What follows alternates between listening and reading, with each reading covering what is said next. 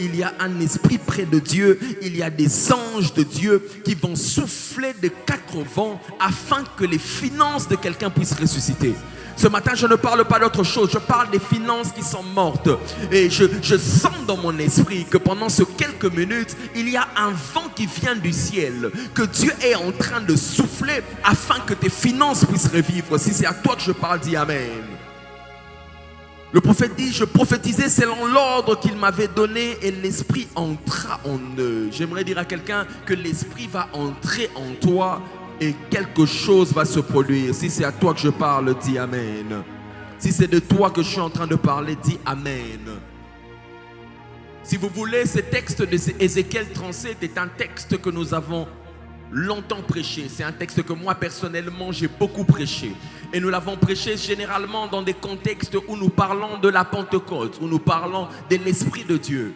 Et dans mes peu d'années dans le ministère, je peux vous dire aujourd'hui que c'est parmi les textes où quand je m'attends à voir une manifestation de l'Esprit, je l'utilise et généralement j'ai vu des résultats. Pourquoi? Parce que la parole de Dieu n'est pas que écrite, elle marche avec les esprits. Amen.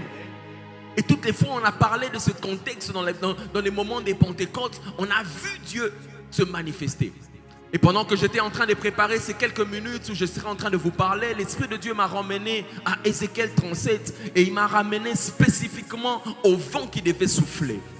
Je posais la question à l'Esprit de Dieu, mais nous sommes dans un cadre de la Pentecôte, nous sommes dans un cadre de la Pâque.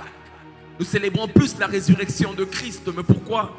Pour le contexte des offrandes, il faudrait que je puisse parler de Ézéchiel 37. Dieu m'a enseigné et j'aimerais très rapidement te donner ce que Dieu m'a dit. Amen.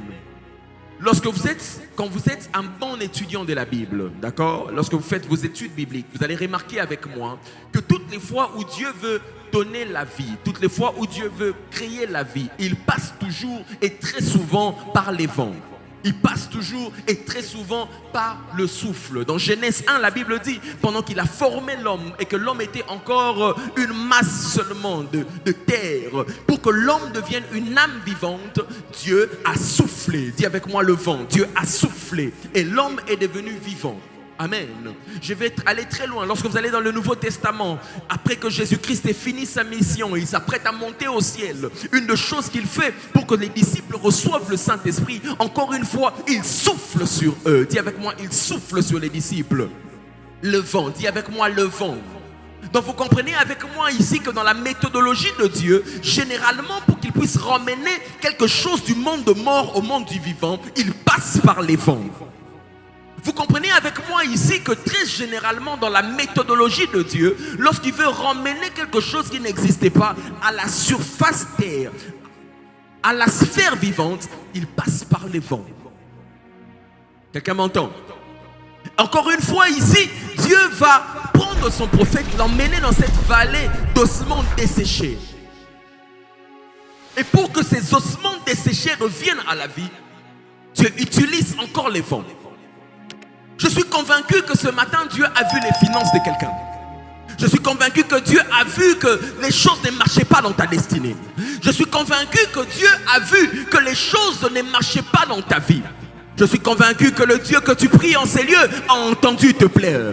Mais pour décider, pour emmener tes finances à la vie, Dieu se décide de passer par la même méthodologie qu'il a toujours utilisée depuis le commencement. Dieu se décide d'envoyer un vent nouveau qui soufflera de 4 vents, qui t'emmènera à la vie. Je suis venu en train de parler à tes finances. Je viens parler à tes finances comme je les ai parlé à un être.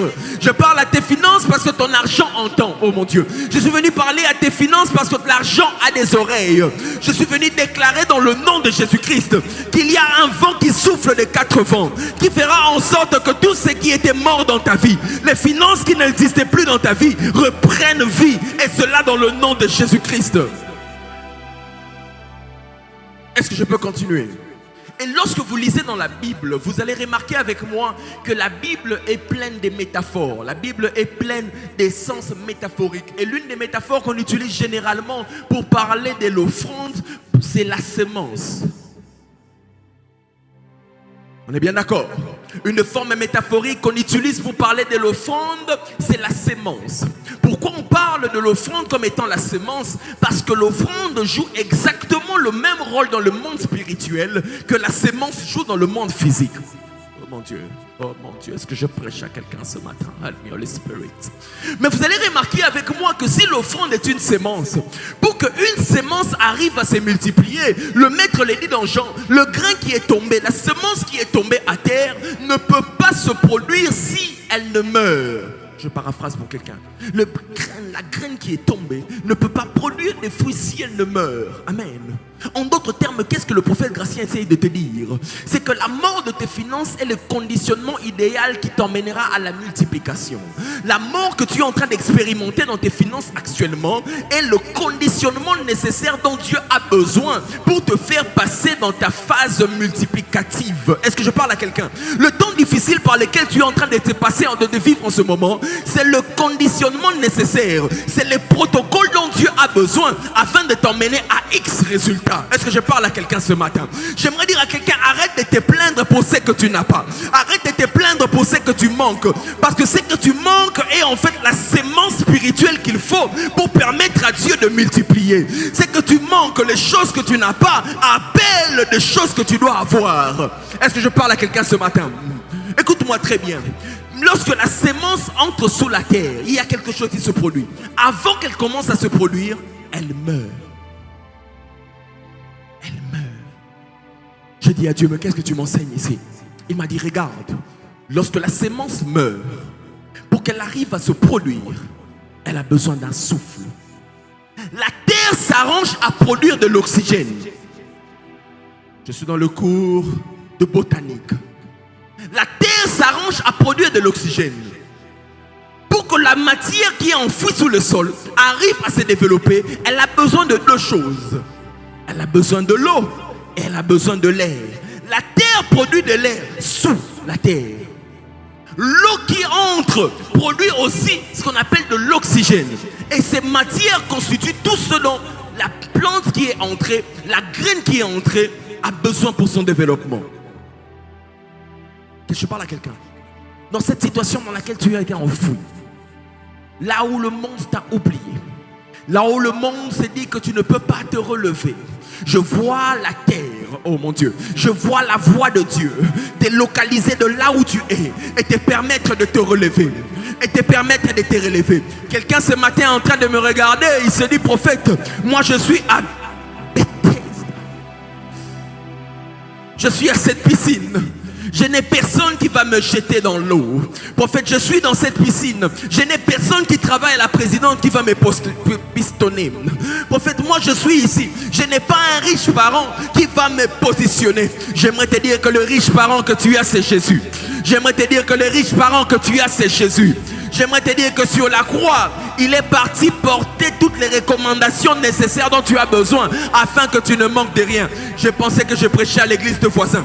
J'étais en train de dire que sur la croix, il a emmené avec lui tout ce qui te condamnait à la mort. Sur la croix, il a emmené avec lui tout ce qui te condamnait à la pauvreté. J'aimerais dire à quelqu'un que la misère n'est plus ta vie. J'aimerais dire à quelqu'un que la pauvreté n'est plus ta vie. On dirait que je parle aux voisins. Je disais, la pauvreté n'est plus ta vie. La misère n'est plus ta vie. Par l'offrande que tu es en train d'enfouir ce matin, par l'offrande que tu es en train de mettre ce matin, le ciel s'ouvre afin de t'emmener à la multiplication. Je déclare sur la vie de quelqu'un ce matin.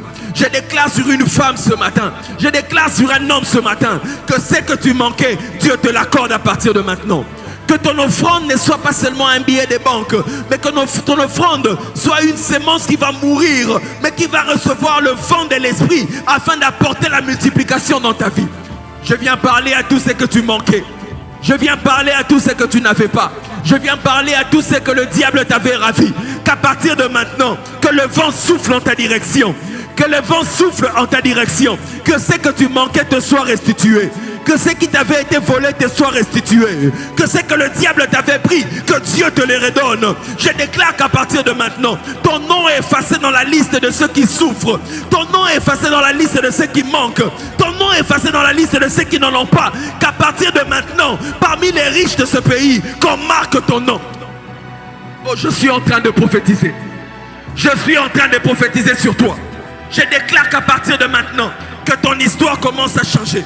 Y a-t-il des gens qui veulent voir leur histoire commencer à changer? Lève-toi de là où tu es avec ton offrande en main.